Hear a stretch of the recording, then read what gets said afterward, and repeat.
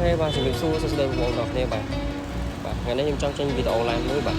បើសិនបងប្អូនទាំងអស់គ្នាមានចំណាប់អារម្មណ៍ចង់បានរថយន្តប្រើប្រាស់បាទ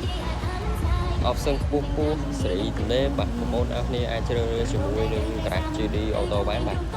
ឬក៏បងប្អូនទាំងអស់គ្នាអាចតាក់ទងតាមរយៈខ្ញុំក៏បានដែរនៅក្នុងផ្នែករបស់យើងគឺមានឡានច្រើនសេរីច្រើនម៉ាកបាទមានដូចជា RC បាទ Sedan Sip C300 បាទគឺមានច្រើនសេរីដូចជា NX បាទគឺមានច្រើនបងប្អូនទាំងគ្នាតាមតម្រូវការបងប្អូនទាំងគ្នាគឺ option សុទ្ធតែខ្ពស់បងប្អូនទាំងគ្នាបាទកប់សេរីមែនទេហើយយើងគឺតម្លៃគឺសមរម្យបងប្អូនទាំងគ្នាបាទធានាតម្លៃឲ្យគឺសមរម្យបាទអញ្ចឹងបើសិនបងប្អូនទាំងអស់គ្នាចាប់អារម្មណ៍ឡានណាមួយនៅក្នុងឃ្លាំងបងប្អូនអាចត្រាក់ត្រោមកបានបាទឬក៏បងប្អូនអត់ទេចាប់អារម្មណ៍ចង់មកមើលឡានផ្ទាល់នៅក្នុងការ៉ាសបងប្អូនអាចមកមើលបានបាទក្រាស់ឈ្មោះ GD Auto បាទអូខេបើចឹង